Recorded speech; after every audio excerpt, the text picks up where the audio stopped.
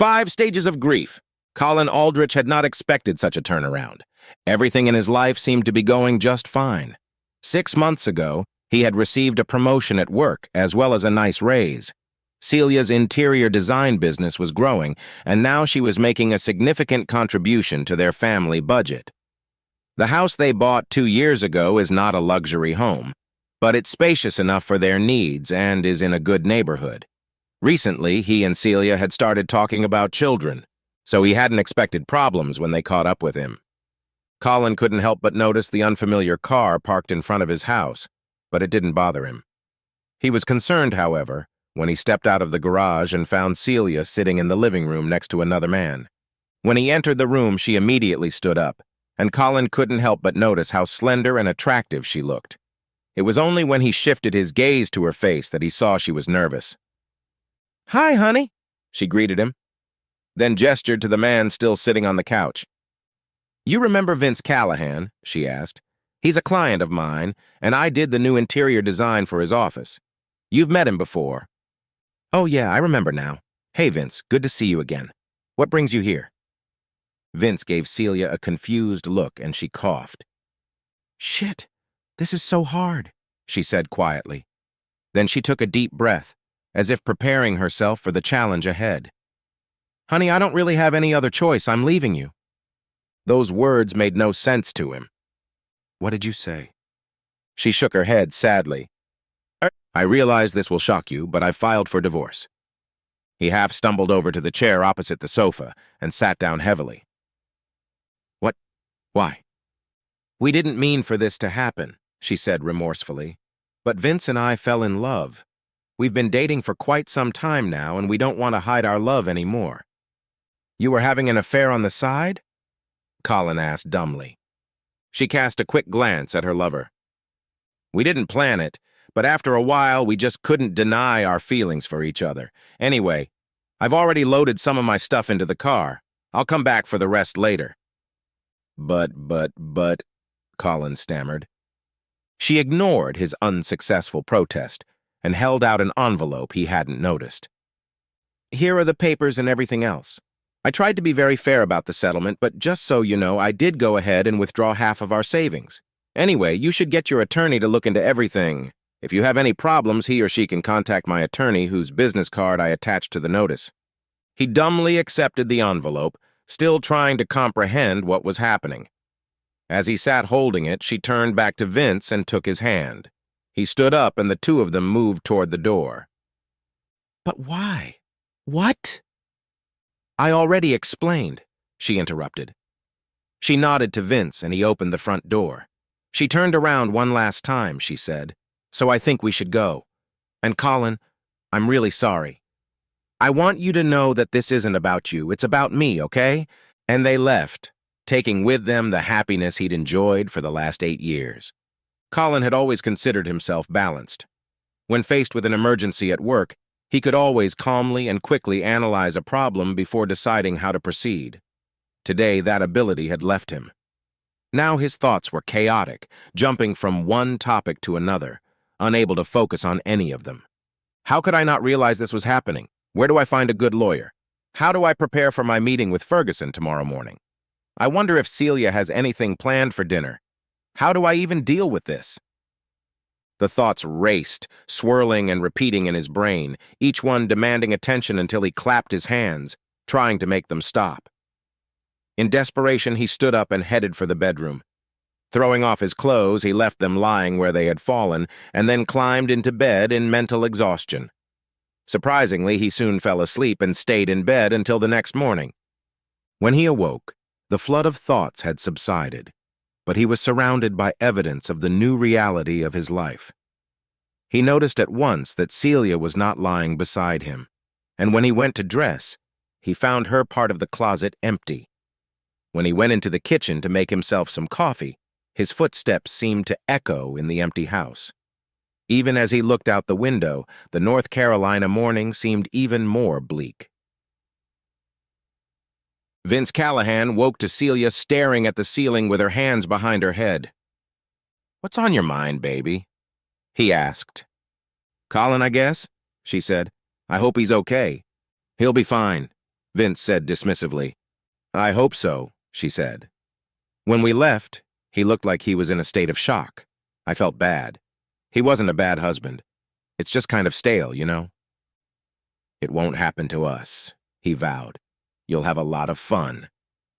He playfully pinched her left nipple, then rolled over onto his back and kissed her passionately. Oh, Vince, yes, she breathed out, and the memories of last night's passion came rushing back to her. All thoughts of Colin quickly evaporated from the sensory overload. The envelope handed to him by Celia sat on Colin's desk in the office for most of the day. When he couldn't put it off any longer, he opened it and began reading the divorce petition and the proposed financial settlement. But concentrating on the dry legal language was difficult because he didn't want a divorce to begin with. He felt like putting his head on his desk and crying, but he didn't want anyone in the office to see him in that state. After a few minutes, he stood up and slowly made his way down the hall to his boss's office. This woman had hired him back in the day, and he considered her his mentor. She looked up at him as he tapped on the door jamb, then looked closer. Are you all right, Colin? You don't look so good. With a pained expression on his face, he asked, Do you know the name of a good divorce lawyer? Oh, hell, Colin. Not you and not Celia. Sit down. With those words, the woman stood up and closed the office door, then sat down on the chair next to Colin and put her hand on his forearm. Tell me what happened, she asked with obvious concern. This time, Colin couldn't hide his tears. When Colin finally met with the lawyer his boss had recommended to him, he soon regretted having done so. His advice was straightforward. Take what Celia offered and run. But I don't care how favorable her offer is, Colin protested. I don't want a divorce at all, and I certainly don't want to pay her to leave me and live with some other guy. The lawyer sighed. Look, you need to approach this issue rationally. You can't force your wife to stay married to you if she wants to leave. And frankly, you wouldn't want her to stay if all you get is an unhappy wife. As for paying her, you don't see it on my part. All that Celia, her name is Celia, isn't it? All she's asking for is a division of your current assets. She's not even asking for alimony. Apparently, she plans to remarry as soon as the divorce goes through. Look, I've seen wives claim their husbands' retirement accounts, demand crippling alimony, and claim most of the marital assets, including the house. Your wife is being reasonable. You don't want to make her angry and vindictive. Maybe so, said Colin stubbornly. But the fact remains that I still do not want to divorce. The lawyer nodded, and his tone became sympathetic. Look, Colin, you need a spousal counseling lawyer. First of all, I don't know anything about it. And second, I charge a lot more than any marriage counselor. If you're not ready to sign a contract, my advice is to find someone who can help you sort out your feelings. When Colin told his boss about the meeting, she surprised him by handing him a business card. I thought you'd react the way you did after we talked. I think you should see Dr. Helmar. He's a psychologist specializing in marital problems. I've had several friends who have used his services and they all rave about him. Give him a try and see if he can help. On his third consultation, Colin was repeating his string of complaints when Dr. Helmar interrupted him. Look, Colin, let's be honest. You're fixated. I want you to change direction mentally. I'm sure you're familiar with the 5 stages of grief: denial, anger, bargaining, depression, and acceptance. People make the mistake of thinking they are no different, and you don't have to go through them in a neat, step-by-step fashion. Listening to you, I have at one time or another heard you describe all 5 stages except acceptance. This is perfectly natural for someone experiencing what you have experienced. But you have also said that you are a rational thinker, capable of figuring out problems and finding solutions.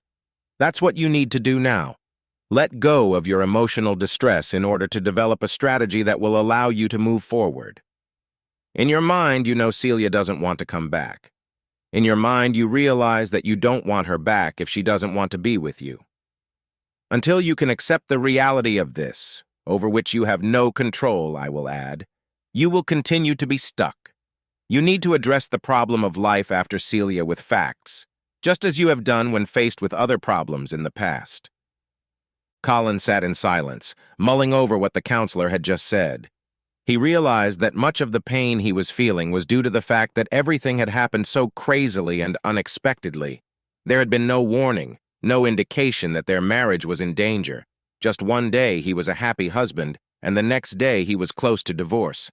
Just one day he believed Celia loved him, and the next day he found out she was sleeping with another man. How do I move forward when I don't know which of these things are real? And how do I move forward when I'm feeling all this anger? The counselor listened to Colin's outburst in silence. Once Colin was silent, Dr. Helmar asked, "Have you ever heard of Reinhold Niebuhr?" Colin shook his head negatively. He was a well-known theologian of the 20th century who wrote a simple and powerful prayer. God, give me the serenity to accept what I cannot change, the courage to change what I can, and the wisdom to know the difference. That's the Serenity Prayer. I've heard of it. It's what they pray in Alcoholics Anonymous. That's right. Anyway, in my opinion, it simply and eloquently reflects going through the stages of grief. This is what you need to strive for: calmness, acceptance, and wisdom. Without doing that, you can't move on. As Colin left the session that day, Niebuhr's prayer continued to echo in his head. Peace of mind is what I want in my life. The question is, how do I achieve it? What can I do to find peace? After an entire weekend spent in reflection, he decided on a plan of action. On Monday, Colin called his lawyer. I'll agree to anything Celia asks if I can talk to her face-to-face for half an hour. Are you sure? The lawyer asked. I've seen how horribly badly such meetings go, and very few of them satisfy either party in a divorce. This time will be different, I promise. Set it up. As Colin was led into Celia's lawyer's conference room, he was surprised to see Vince sitting next to her, holding her hand. It's actually kind of nice, Colin thought. Now Vince and Celia could hear everything with their own ears. Celia's lawyer gestured for him to begin, and Colin cleared his throat. Look, Celia, this is as hard for me as it is for you. Things didn't work out between us the way I wanted them to, but I guess that's the way it is with a lot of things in life. In this case, what's done is done, and now it's time for me to move on. My attorney told me that you offered a fair settlement and advised me to accept it. In the spirit of moving forward, I am willing to do so. He picked up a pen that was on the table and signed the agreement with a flourish. When the couple on the other side of the table exchanged glances of relief, he added, I have one more thing to say. Both froze, fearful of what would follow next. I understand that you are planning to get married as soon as the divorce is finalized, Colin continued. So to keep you on track, let me wish you a happy marriage.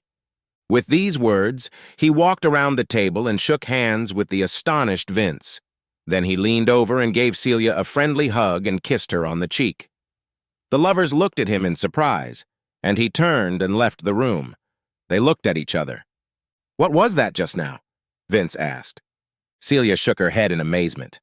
Wow, not at all what I expected. Then she smiled. But it's wonderful.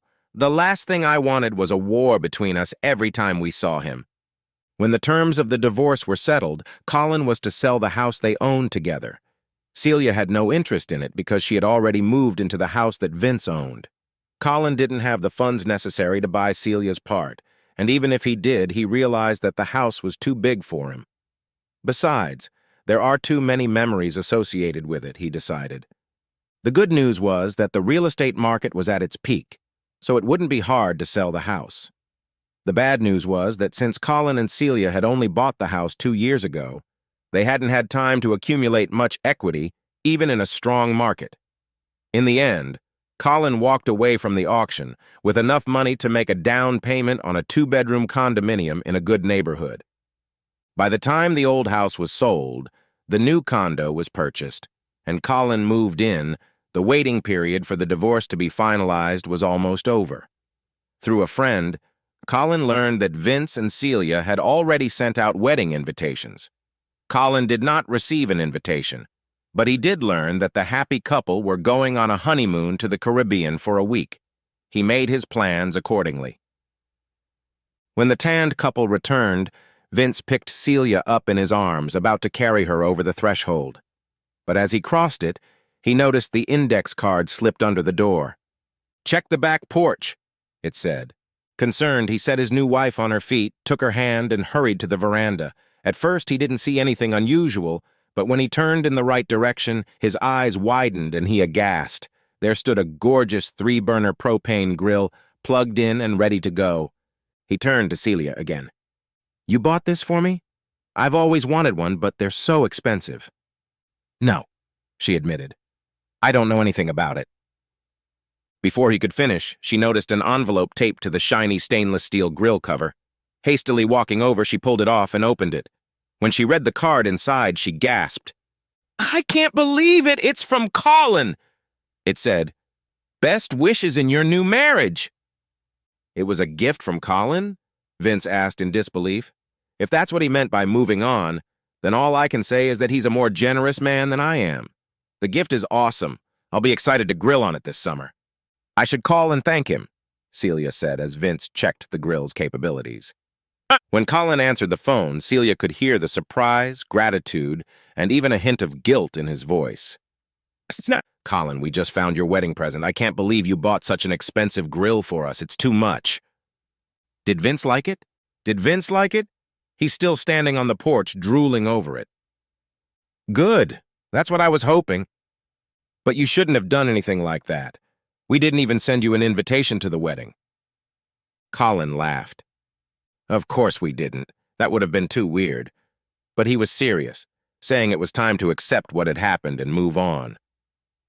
"The gift is just my way of showing that I did. I hope you and Vince like it." When Celia returned to the veranda to tell Vince, he shook his head in surprise. "Like I said, he's more generous than I am. Anyway, how about we make some burgers for dinner tonight, Mrs. Callahan?" As April turned to May, Celia and Vince began making plans to celebrate Mother's Day with Celia's mom. They discussed taking her out for brunch at a nice restaurant, but when the idea was suggested, her mother was reluctant. "Mother's Day is always such a downer. I'd be just as happy if you both came here for brunch." So it was agreed that the newlyweds would bring a special meal consisting of salmon and vegetables cooked on the grill, Vince's new favorite toy. On the way out, Celia asked her husband, "Did you remember to buy flowers for Mom?" With a furrowed brow, Vince quickly turned off the highway and pulled into the parking lot of a regional grocery store chain. Soon, he returned with a dozen pink roses. "They're a little out of shape," he apologized to Celia, "but the intention is the main thing." After arriving and taking the dishes and food into the kitchen, Vince handed the roses to Celia's mother with wishes for a happy Mother's Day. "Thank you, Vince. That's so sweet," she told him.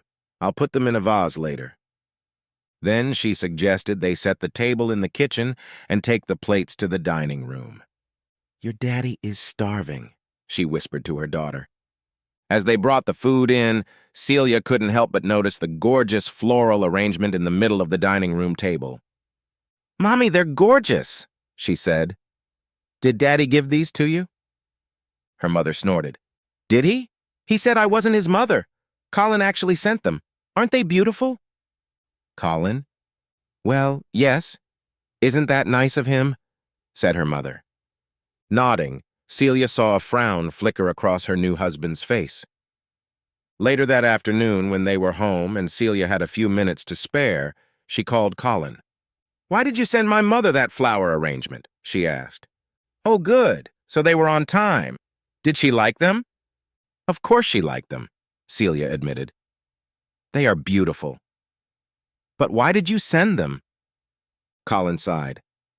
"Your mother was always very kind to me, and since my mother died many years ago, I've always felt close to yours, so I wanted to honor her memory. I hope that won't be a problem." No, not at all. Like I said, she appreciated your concern. I just didn't expect this, that's all. To be honest, I really appreciate it too." "Okay, and unless I've made a huge blunder, I have a favor to ask of you." Sure, what's that?" "It's a little awkward, but I think it's time for me to get back to the dating game." He could almost hear her hesitation. "Colin, it would be very awkward for me to try to set you up with anyone." "Oh no, it's nothing like that. It's just that I can already see myself asking a girl out to my apartment, and to be honest, it's looking a little run down right now, more like a bachelor pad. Can I hire you to decorate? You've always had much better taste than me. Wow, I didn't see that coming. But of course, I guess I could do it. I just finished a big design project, so I could do yours right now. Is there a time next week when I could come by and take a look? Sure. I work from home 3 days a week now, so Monday, Tuesday, or Wednesday would be fine with me. That's great. I'm planning on coming in Tuesday afternoon. When Colin let her into his apartment the following Tuesday, Celia saw at once what he was talking about. The walls were painted a dirty white, the carpet was wiped and faded, and the furniture was mostly made up of stuff he'd taken out of their old house. I feel like we could go in different directions, she told him, looking around the room. Why don't you tell me what style you want? He shrugged helplessly. Honestly, Celia, I don't really know much about styles or color theory or anything. He looked around uncertainly, then brightened. I'd like you to design a space you'd like. He waved his hands quickly. Not in the sense of something feminine and pink. I definitely want it to look like a straight male lives here. But I don't want this place to look like a sports bar. He gestured in her direction. Just a place that someone like you would enjoy. One where a woman with good taste would feel comfortable. I can only trust you to do that. That's very flattering, Colin. In fact, I think I know exactly what you want. Let me go back to my studio and work out a plan. Then I'll come back to you with some options and we'll see what you like. That's great. Thank you, Celia. I really appreciate it. For the next 2 months, Celia met with Colin almost once a week. They had to choose a design project, review and tweak the proposed decor, and then oversee the renovations they had agreed upon. After that, she continually brought him fabric samples, paint samples, and pictures of furniture for approval. Colin was pleased with the progress, but that wasn't the case with Vince. Do you really have to see this guy so often? He complained to his wife one evening when she returned from another visit to Colin's apartment. Well, no, darling, I don't see Colin any more often than I see any of my other clients. Besides, I thought you were comfortable with him, especially after his wedding present to us. I guess he really has put it behind him, she reassured him. Yeah, maybe, but you two have a history and I can't help but wonder if he's really over you. Well, I have forgotten him. In fact, if you come into the bedroom with me, I'll show you how much I've forgotten him. Although Celia thought she had succeeded in calming Vince's jealousy, she feared that Colin's next request might reignite her husband's jealousy. During one of his visits, he asked her out of the blue, "Are you still in the book club?" Yes, I am. We meet every other Saturday afternoon. Why? Is it just for women? Or do you mind if a man joins? I don't know. I don't think we've ever had a man ask to join. Why? Are you interested? As a matter of fact, I am.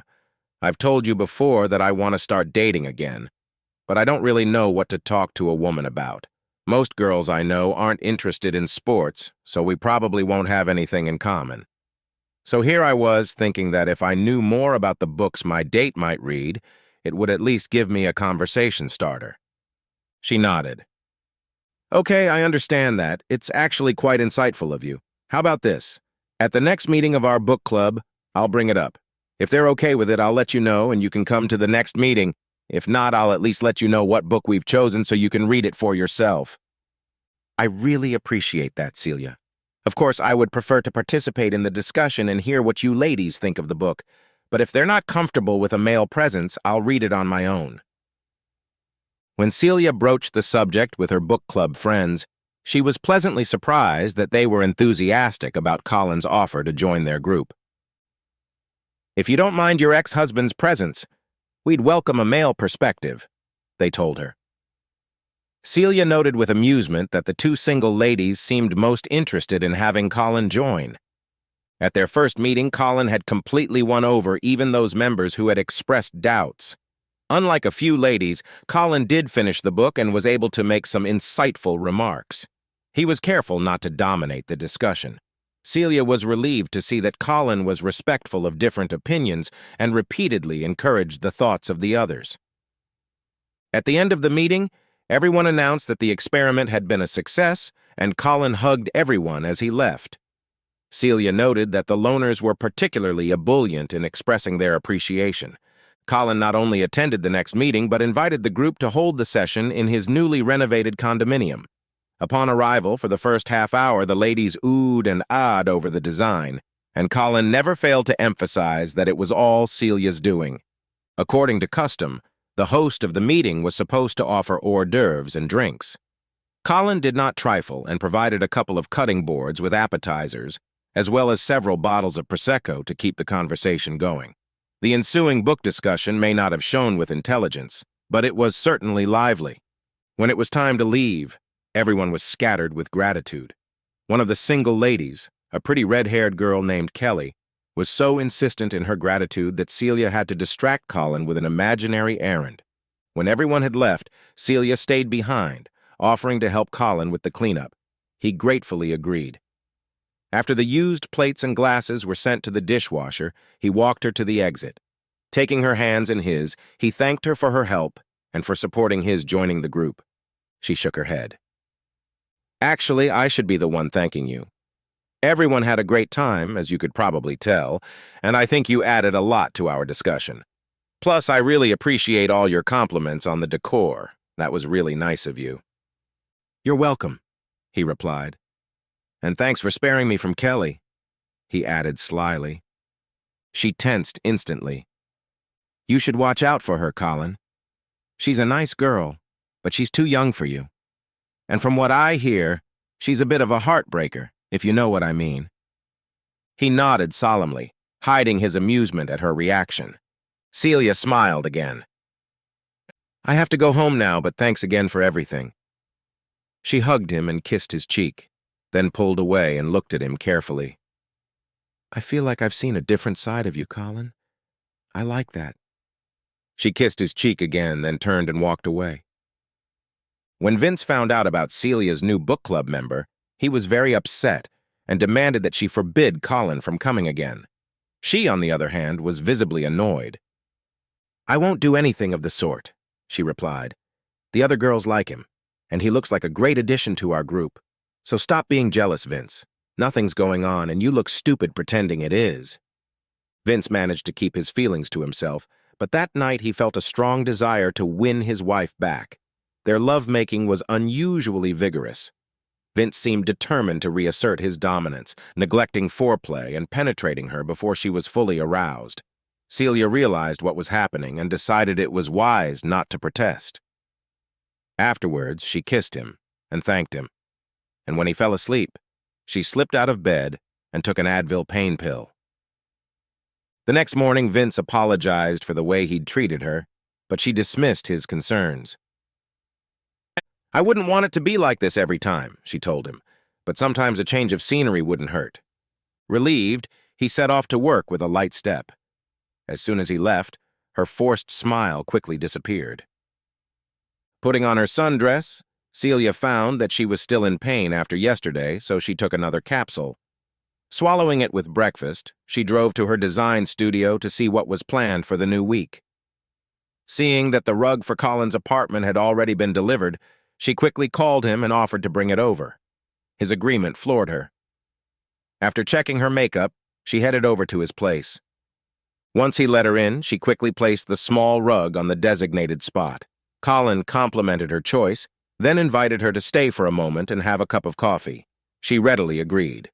As she sank down on the new sofa, however, she wrinkled her nose in distaste, and Colin caught it at once. Is something wrong, Celia? He asked with a note of concern in his voice. Nothing, she answered. Vince was a little aggressive with me last night, and I'm a little sore this morning, that's all. She couldn't help but notice the frown that flickered across his face, replaced by a determined look. Without a word, he pushed the coffee table away from the couch. Then he picked up his new rug and spread it out in front of her. Placing a pillow in the middle, he invited her to stretch out on the rug. She protested weakly, but relented when he insisted. As she lay face down on the rug with her thighs propped up on the pillow, he sat on top of her and began rubbing her neck, starting at the base of her skull. As his fingers stroked and pressed, the tension from her body began to drain away, and she let out a satisfied moan. His hands then traveled down to her shoulders and then along her spine, working on her buttocks. Soon Celia was purring like a contented cat as he kneaded the sore muscles of her back. She was just about ready to fall asleep when she felt him move lower, sliding his hands under her hip bones and lifting them slightly. The effect was impressive. The pain she felt there was gone. After working on her hips for a few minutes, he released them and placed his hands on her dainty ass. She caught her breath as his hands squeezed and massaged her, but before she could protest, he moved lower again. Now he was kneading the back of her thighs and gently pressing his thumbs into her calves. A few minutes of this, and he moved to her feet, removing her shoes and working the soles and toes. God, Colin, this feels heavenly. I'm turning to mush. He didn't say anything. Instead, he lowered her feet and began to slowly work his way up her calves, first pressing on her Achilles tendons and then lightly running his fingertips over her skin. He smiled to himself as he noticed her breathing quicken. As his fingers moved upward from her knees, she felt the cool air on the back of her legs. Slowly, she realized that he must have pulled up her skirt to keep it out of his way. A protesting murmur froze on her lips as he slowly, lightly worked his way higher. When he spread her legs and began to run his fingers along the inside of her thighs, she let out a light moan. Now any pretense of this being a massage was gone. His silky stroking seemed to go on longer and longer, almost like a machine. But there was nothing mechanical about Celia's reaction. After a few minutes, he rolled onto his back and Celia wriggled her arms around him, resting her head on his chest. She started to say something, but stopped, hesitant to say what she was thinking. Instead, she pressed down harder, savoring the warmth of his body. The silence of their breathing was interrupted by Celia's phone ringing. She ignored it, but then reluctantly took the phone out of her bag. When she saw who was calling, she sat up straight and picked it up. Hey, Vince, what's up? I'm sorry I missed your previous call. I've been busy with some things. No, I'm not busy right now. Sure, lunch sounds good. Where do you want to meet? Okay, great. I'll be there in half an hour. Love you, babe. She turned and looked at Colin apologetically. Sorry, I gotta go. She dashed into the guest bathroom and cleaned herself up as best she could. Stepping out of the bathroom, she headed for the door. But before she left, she turned to him. We need to talk. I'll call you. Colin nodded in understanding, and she disappeared. At lunch, Vince questioned her again about where she'd been and what she'd been doing, but Celia elaborated on her earlier excuses. Eventually, he dropped the subject. He thought he noticed something unusual about her, but couldn't figure out what it was. That night, he wanted to make love to her again and ignored her words about being too tired. At home, after he returned to his office, she managed to shower, but she was still afraid that he would manage to find some evidence of her infidelity. However, Colin had been so gentle in his lovemaking that Vince hadn't detected the slightest hint of her cheating. Nevertheless, she was relieved when he fell asleep. As for Celia, she lay awake for a long time thinking about her morning encounter with Colin. Once again, she had to fake it with Vince. Perhaps as a result of this, her subsequent dreams were quite erotic. The next day, Colin was working at his computer in his home office when his cell phone rang. Looking at the display, he was not surprised to see that it was Celia. She had begged him to meet with her to talk, and he invited her to come over right away. Disconnecting, he quickly finished the report he was working on for his office and then prepared a text message on his other phone. When he received a signal from the security door of the condominium and recognized it was Celia, he pressed send on his phone and invited her in. As he opened the front door, he saw Celia with a concerned expression on her face. She stepped inside and he closed the door behind her, then turned and looked at her intently. Colin, we need to talk about what happened yesterday. She began, but he pressed his fingers to her lips to stop her. She stared at him in confusion until he stepped closer to her and replaced his fingers with her lips. Oh, God, she exhaled and responded passionately to the kiss. As their tongues sought each other, he led her backward into his bedroom, unbuttoning her clothes as he went. By now she was breathing heavily and quickly began to pull off his knit shirt, tugging it over her head and throwing it to the floor before hurriedly reaching for his belt. The two of them managed to undress each other before Colin picked Celia up in his arms and laid her on the bed. There was no slow build-up this time. Colin was in no mood to wait, and Celia was already wet when she entered his apartment. Now, their passion instantly skyrocketed to a boiling point. Vince was working at his desk when an anonymous text message arrived on his personal cell phone. "If you want to find Celia, go to Colin's bedroom," it read. "Who's that?" He dialed back, but got no response. Normally, he would have ignored a text from an unfamiliar phone, but this message reinforced the paranoia he'd long felt. Grabbing his car keys, he rushed into the office garage and raced to Colin's apartment. Arriving at Colin's apartment that morning, Celia didn't know what she wanted, but the only thing that mattered to her now was spending as much time with Colin as possible. Vince pulled into the parking lot of Colin's condominium with a roar. Noticing Celia's car, he pulled in front of the main entrance, not bothering to look for a parking space. Jumping out of the car, he saw a tenant getting out and hurried to the open door before it could close. Once inside, he stopped in the entryway to get his bearings. Then he took the stairs to the second floor, not wanting to risk Colin and Celia hearing the elevator. Once on the landing, he hurried straight to the entrance of Colin's apartment. His first thought was to slam his shoulder into the door and rush in, but when he grasped the doorknob, it turned readily in his hand. "That stupid asshole forgot to lock the door," he exclaimed.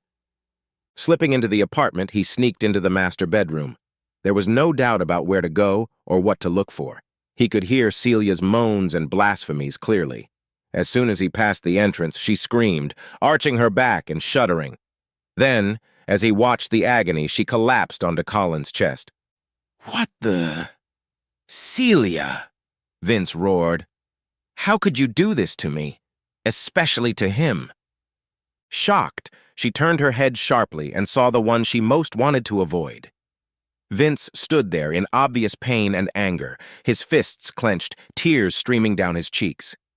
"No, Vince, no. You have to let me explain," she began, but Vince didn't let her finish.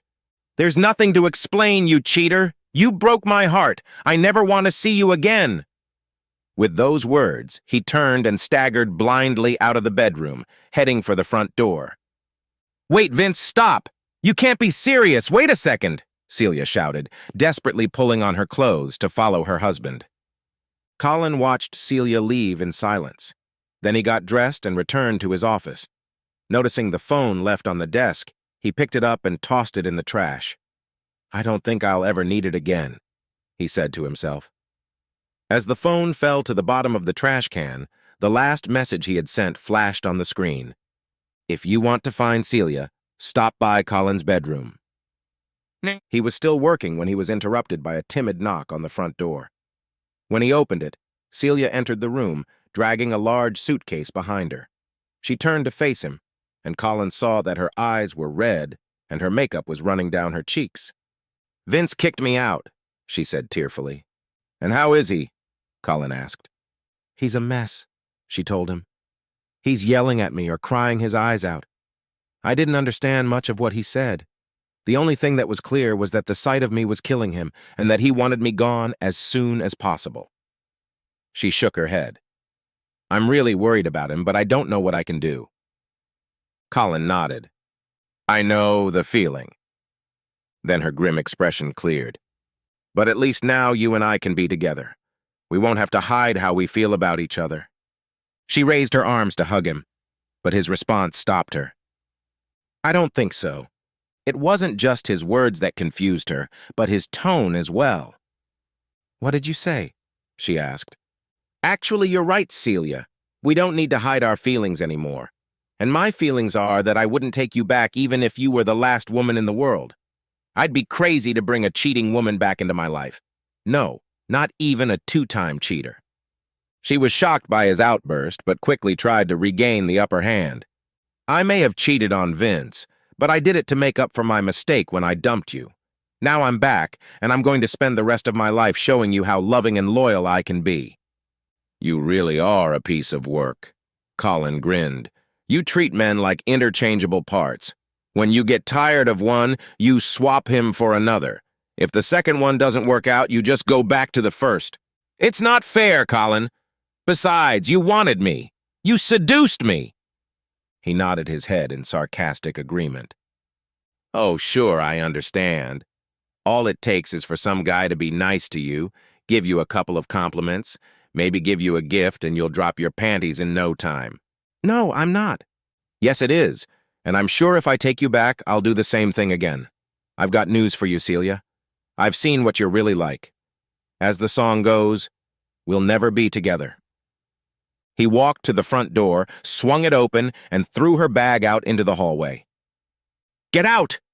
he shouted. Tears streamed down her face, her breathing punctuated by sobs. "Oh my God, I can't believe this is happening. Where am I supposed to go?" He crossed his arms over his chest. "If you want my opinion, I'd suggest you go straight to hell." Shrinking under his anger, she staggered out the door, and Colin quickly slammed it shut, remembering to put the deadbolt on this time. Then he walked over to the couch and sat down on it, feeling the adrenaline drain slowly from his system. Relaxing, he thought about everything that had happened. I wonder what Dr. Helmar would say about all of this. After all, I had followed at least some of his instructions, hadn't I? Found the wisdom to realize that I could change, and the courage to make changes, even if sometimes I had to hold my nose. But I'll leave the search for humility to Vince and Celia. He shook his head. I don't think either of them will find it easy to achieve serenity. Vince will have to come to terms with the fact that he's a soon-to-be divorced cuckold. Celia would have to accept the fact that she was a cheater who'd been kicked out of the house and was about to be divorced a second time. He smiled grimly. Maybe I should send them Dr. Helmar's card. Satisfied, he looked around, admiring his newly decorated apartment. Then he returned to his office and sat down at his desk. As he did so, he noticed the card with Kelly's name and number on it. On the back of it was handwritten, "Call me sometime." He nodded to himself. "I think I'm ready to do that. The end."